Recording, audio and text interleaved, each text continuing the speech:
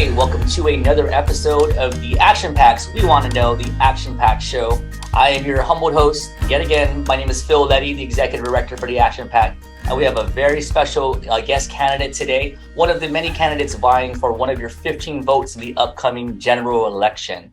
Senator Chris Duenas, thank you so much for your time and you're taking the time and the moments to come and speak to our audience. Thank you, Phil. I really appreciate this opportunity that Action Pack has put forward and look forward to this very robust interview. Likewise. Real quick, we always do like to remind our viewers and especially the new ones of who Action Pack is and what we are about. Action Pack was formed out of a need to play an active role in government, beginning at the grassroots level.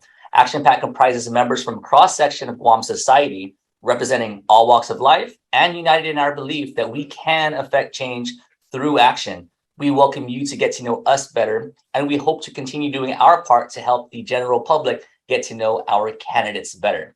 So before we jump into the interview, Mr. Duenas, if you can please, this is a great time for you to do a welcoming remark and maybe introduce yourself to the listener.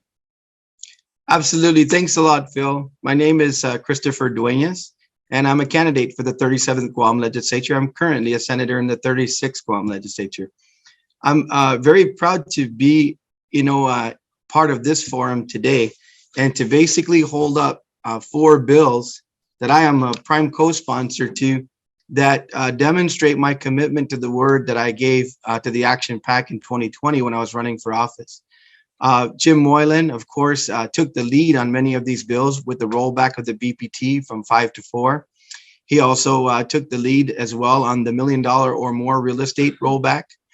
We were able to pass at least a bill that allows for 90% of Guam's small businesses to raise the threshold for only the 3% BPT.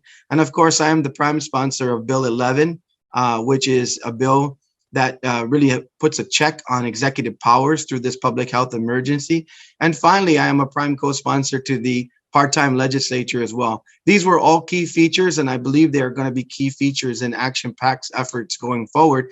Unfortunately, Phil, we've had a legislature that has been unwilling to have these bills heard in public hearings or nonetheless not even having a chance to reach the floor by not having a public hearing and having these bills vetted, with the exception of Bill 11, which passed, but unfortunately was vetoed by the governor. So I'd just like to let the Action Pack membership know that I was good for my word in the 36th Guam Legislature, and if elected and if chosen to be part of Action Pack's team, will be good for my word going into the 37th Guam Legislature. So with that, that's my opening statement, and I look forward to enjoying the back and forth between us. I'm telling you, talk about a powerful opening statement. I'd say that even before we jumped into the interview, you checked many of our boxes, and we are definitely aware and appreciative of your efforts. We did pay close attention with the 36th Guam Legislature, and we were paying close attention to bills that were introduced and who voted and how they voted. So that's something that we do diligently as a political action committee, and we appreciate your efforts, Senator Duenas. Excellent. So we'll segue into question number 1. For those that might not know your platform, if you can please give us, what are your 3 platform pillars? Sure. So I want to continue to certainly work when it comes to the issue of balance of powers in the legislature.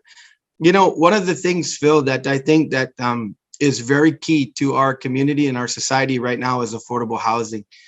We look around, and I appreciate the efforts of Chamber of Commerce and Action Pack and other business members to try to lift up the opportunity for our people for good jobs, good employment opportunities, and the like.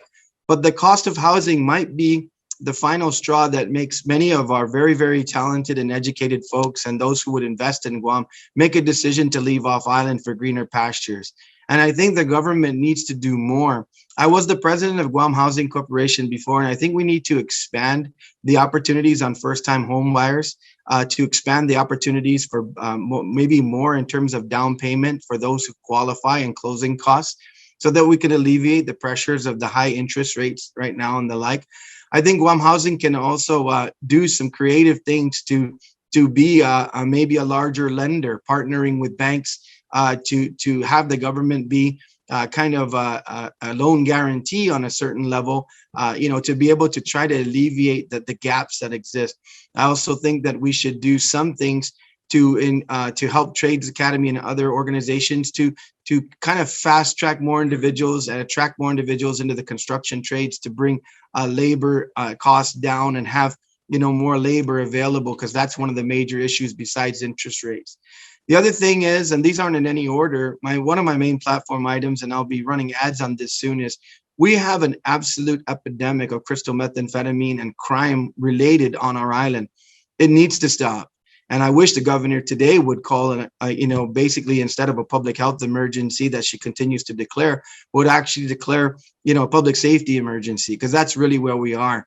One thing I want to do is, I know that there were some misgivings about the Mandania Trust Task Force under Governor Cabo, but overall, 90% of the program was very effective.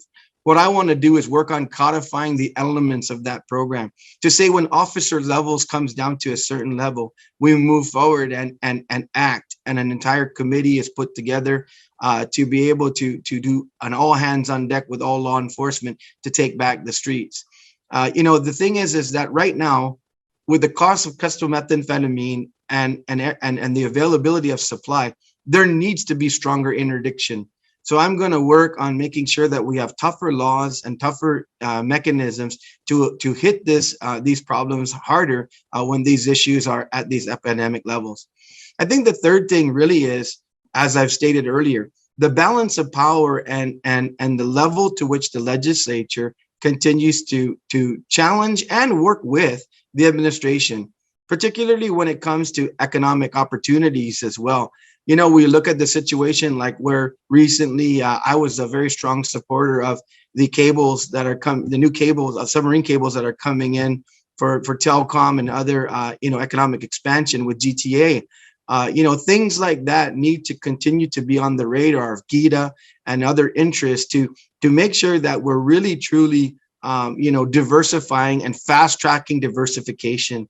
I know we've had things like captive insurance and other things that we've constantly touted. I don't know if we've put enough energy into it. And Phil, simply put, the tourism sector right now needs to rebuild. I'm trying to help with that as well. The military spending is really strong, but let's be honest with ourselves. We need to have a stronger economic diversification. So, and the government plays a key role. So that's really my three top pillars in terms of kind of what I believe is a well-rounded thing.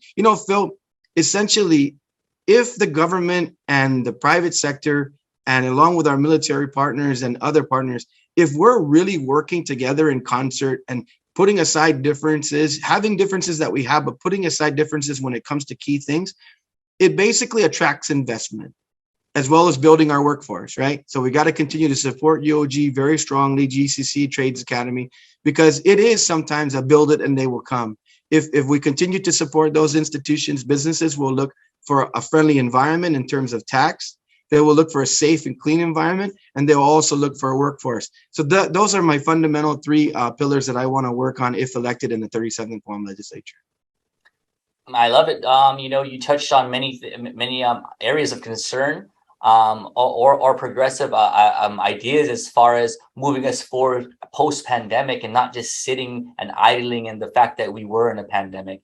The housing crisis, which it is a crisis for our local residents, is I would say at the top the top of the list in the top 5 issues that are affecting our local community. So the GAR, Association of Realtors, is a founding partner of Action Pack, and I know that they are definitely open to dialogue to see what they can do with their expert knowledge to assist. And then you touched on the Trades Academy and building up the local workforce. GCA is a pillar partner for the Action Pack, and one of these things, actually, I have a small little fundraising event this evening to launch what's called the Guam Contractors Emerging Leaders. So nice. The whole goal of this under 40 Young Professional Development Committee, or subcommittee rather, is we need to start piquing interest of our next generation, beginning not in college, not in high school, but at the middle school level. Correct. So my daughter, she took part in their summer program, Pizza Pop and Power Tools. All girls, all middle school levels. you're talking about heavy machinery, welding, plumbing, and they were ecstatic. So if we continue to foster those interests and let them know we're not just going to teach you something, but you have a path to success. I think that that's going to be something that we really can do. And I love that. And then you touched on, the crime and the economy aspect. I mean, there's no doubt about it. We read the news every day, and it's unfortunate, and it's sad that that a lot of times the crystal meth issue is just running rampant on our island. So we do, as a community, as lawmakers, and as leaders of this island, we need to find a way to collaborate. And you're right. If it's not being something that's going to be introduced by our top leader, then we need to start pressuring whoever the top leader will be after the election. And we got to get some sort of task force. We really need to. So I appreciate those pillars, and I know that our viewers appreciate hearing what you have to offer. Now we're going to segue into question number 2, which is, a lot of great ideas, and many of those are worthy of being prioritized. But what is one main focus item that you believe you can realistically accomplish in one term in the 37th Guam legislature? Well, Phil, I'm going to predicate this on a Republican majority, which I'm hoping for, and that's not a partisan statement particularly. What it is the ability to control and be in control of committees, right? I really look forward to being a key figure when it comes to the Finance Committee and the Budget Committee. I really think, Phil, that everything that happens in our community when it comes to government and business relations starts with the government's finances. And it starts with the way that the government manages finances and how that interchanges with taxation, with how we work with businesses to understand that most businesses operate on a relatively small and thin margin. And everything that we do affects the ability of them to employ and continue to employ their employees, to give raises to their employees, if they're doing well, other than paying most of that money to the government. And so I think really a real complete refocus on the budgetary process to where the legislature once again returns to, and this is where it was for a little while for certain agencies, what they call performance-based budgeting, which basically challenges every agency to come in and really show and enumerate how they're having the success and the formula for which they're requesting money from the government to be budgeted, that the success is there. And how does that reflect in terms of the government services that assist our business in doing business, such as at public works, the permitting process, all these other things? How much are they having the outcomes that generates an environment so that business and the mainstay of who pays the bills, which are taxpayers, are able to do business in our community? So I think the one realistic thing that I hope I'm going to be able to accomplish, if in the majority, or even if not, maybe I'll still be able to influence, but really kind of revamp the budgeting process to where it's much more comprehensive. Really, the legislature only has 3 real obligations. One is to pass the annual budget of the government. The other is to pass laws that affect our community. The third is advice and consent to the executive branch. So really, if you look at it, that's 1/3 of the fundamental responsibility. And we don't spend 1/3 of our time dealing with that. So I'd be a strong advocate for controlling government spending and for having that arm of how we formulate our budget much more intrinsic with the business community. We love to hear it. We love to hear it. I mean, our first responders are very deserving of their raises, but you will never, very rarely will you see a private business have the being able to afford just a across the board raise, because there is very intricate budgeting that is involved in business expenses and operations. So it is very performance based. You show up and you do a great job, then guess what? You will definitely reap the benefits of your hard work. So that is something, that idea is something that us in the business community, we are very, very strongly in support of. And not saying that it's a way to hamper the parade, but it's just, we want to make sure that we're getting quality results from our workers that we are paying quality money for. And that's private and public. So Love that idea. I really do. Absolutely. And just real quick, Phil, that also creates a competitive environment within the government, Yes. to where they're trying to outdo each other on performance. And I'm telling you, the government has a lot of great employees. Yes, But absolutely. so the thing is that when you see, like when you saw the Mag Pro under different administrations, and you see the competitive nature of when government agencies are challenged, they will rise to that challenge. But when you see organizations showing efficiency, building in savings and translating those savings into more operational capabilities, that kind of competition that exists there under performance-based budgeting really highlights the excellent work the government employees can do, creates the competition, but also really makes a strong realization of they can do a lot more with less sometimes, just like businesses have to do. Now, when we have that kind of efficiency, that's how we can thrive. And you're right, pay those high performers and those critical areas like teachers, nurses, physicians that we need to bring in, and officers who protect us, and then make sure the rest of the pool is basically as competitive. Absolutely. Absolutely. I think it fosters a great, like you said, competitive environment. All right, great. So before we get to our initiatives, we have one last closing question. And we like to we don't hide it. Action Pack is backed by the largest business organizations on Guam. So we are definitely pro business. With that said, and with the economy in mind, how will you or how do you plan on assisting our local business community as we continue to progress through and past these economic recovery period? Well, once again, like I said, I supported the initiative last year, and I will be pushing for the initiative of the rollback of the BPT from 5 to 4%. And here's why, Phil. If you really look at what has happened, and I know that the chamber and your organization and others have made this pitch, just the single not having to pay the EITC out of the general fund between 55 to $60 million, that is now basically cash and a windfall to the government, should be able to levelize that 1%. And the bottom line is that I think also there is an appetite now as we transition that to move to a sales tax, so that we have more of a visible tax and we get a little bit a stronger baseline on what actually our tax base is, and work within those parameters.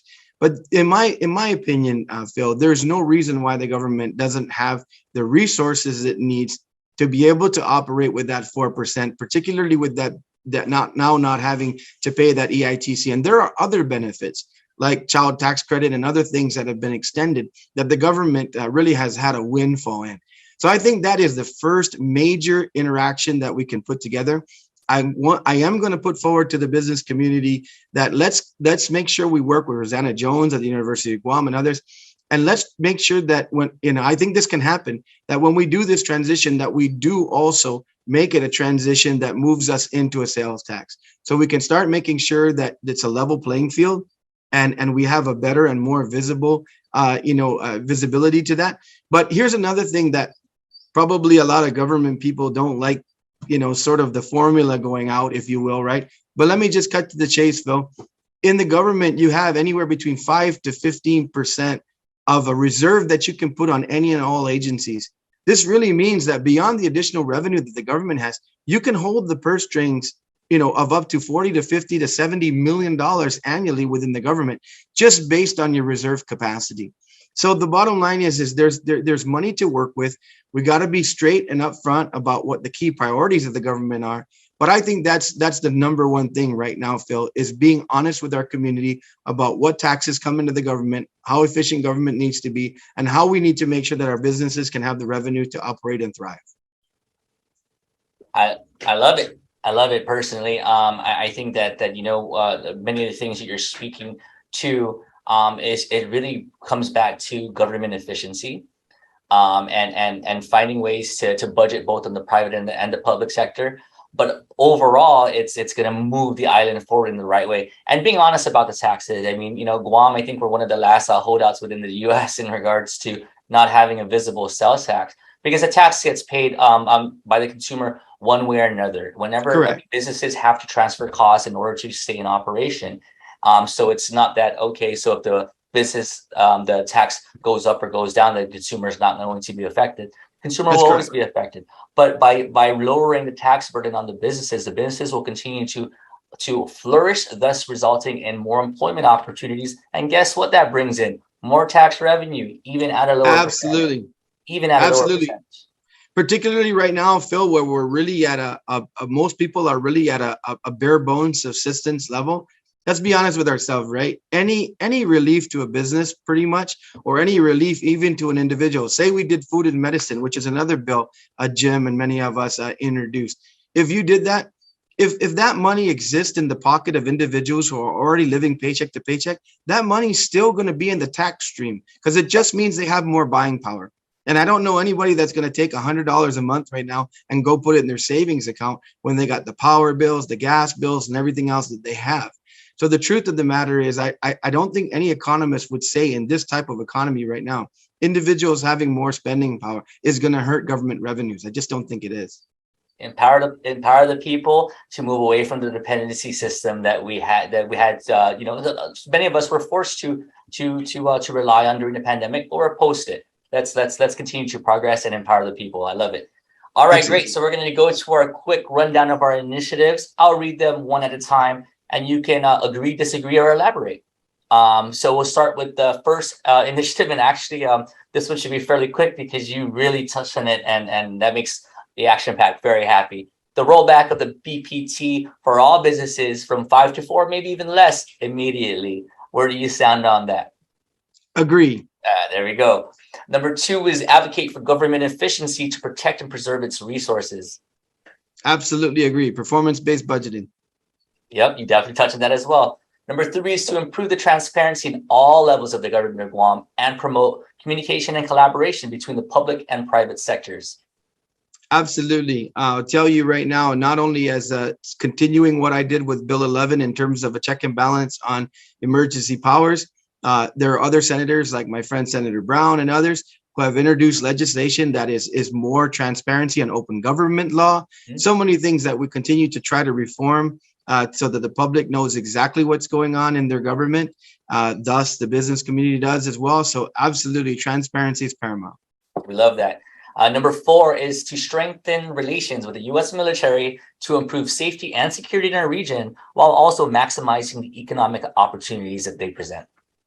Absolutely. Under the Governor Camacho administration, I was appointed as the public safety director for the 12 groups that he put together under the Civilian Military Task Force.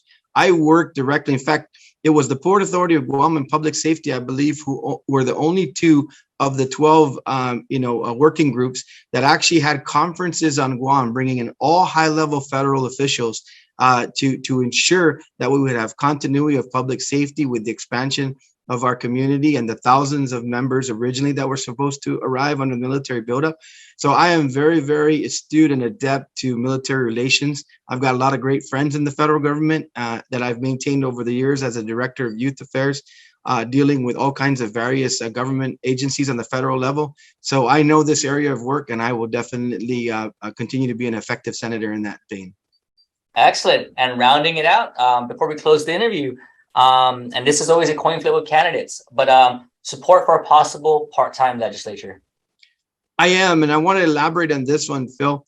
If you look at the bill that we introduced with Jim Moylan and other sponsors under this current proposal for part-time legislature, first of all, it does have a referendum component so that we can educate the public on what a part-time legislature is. You know, the true term, Phil, is part-time senators. The legislature will still be full-time. What we want to do is professionalize the legislature. If you go to Hawaii, you will find a very robust legal bureau that does research and prepares bills. And you have other staff who really understand legislating, who are professionals. They're college grads, they're individuals who really understand how a legislative body works. So that's professionalizing the legislature.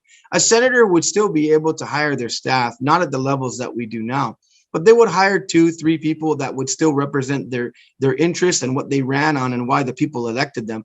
But they would be part-time in terms of their capacity at the job. The legislature would be full-time. You know, I haven't ever heard it explained or elaborated in that manner, and I like the sound of that. It actually it's a lot more detailed, and it explains the advantages, but also the reason. And you're right. I mean, part-time legislature is never going to be part-time. It's the senators in their capacity. But at the same token, we all know that, as a public servant, that's a 24/7 job. So I really do appreciate that, the way you elaborated that. I think you did justice for sure. So, before we sign off, first and foremost, I want to thank you for your time and candor. I really enjoyed this interview, and I knew quite a bit about your platform, but I think this was a lot more of a conversational type of interview, and that's what we try to do as the Action Pack. And the way you were able to elaborate and explain your areas, whether it be your pillars, your main focus item, or where you fell with our initiatives, I think you did an excellent job. And now our viewers and the potential voters, they are well informed that they can make that knowledgeable decision should they decide that you and your ideas and what you represent also aligns with the Guam they see moving forward. So with that said, I do want to give you time for a closing remark, and please do be sure to remind everyone where they can find you on the ballot. Absolutely. Phil, once again, an Action Pack, thank you for this opportunity. I hope some of the ideas I shared will be, well received by the listeners. I want to close with more of a personal thing. Phil, I believe on Guam, we're so unique. There's way more that unites us than divides us. And I think, really, if you look at the government, you look at the private sector, you look at how we work. Actually, I call it work, being at a fiesta, interacting with one another. And if you look at that level, you have manumku, you have children, you have business people, we have government people. It is really the true microcosm of our island. And you see usually the camaraderie and the conversation and the warmness that happens. It demonstrates what we are and who we are. I hope that we can take more of that in Afamaulik and kind of the things that unite us into the 37th Guam legislature, along with the next governor and all of our elected officials, to really kind of work more in that vein than kind of personalizing things sometimes.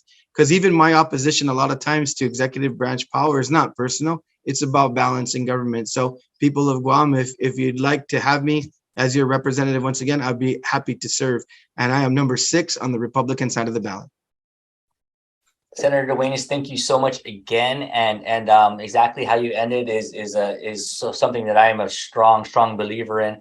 It's continued dialogue, respectful dialogue, where differences of opinions can meet in the middle, have the conversation, and then learn the reason why someone has this point of view in comparison to your own point of view, and then coming to that beautiful compromise, and that is the Guam spirit, that is the Anathemalic spirit. So again, thank you for your time. Thank you for your candor, your honesty, and just your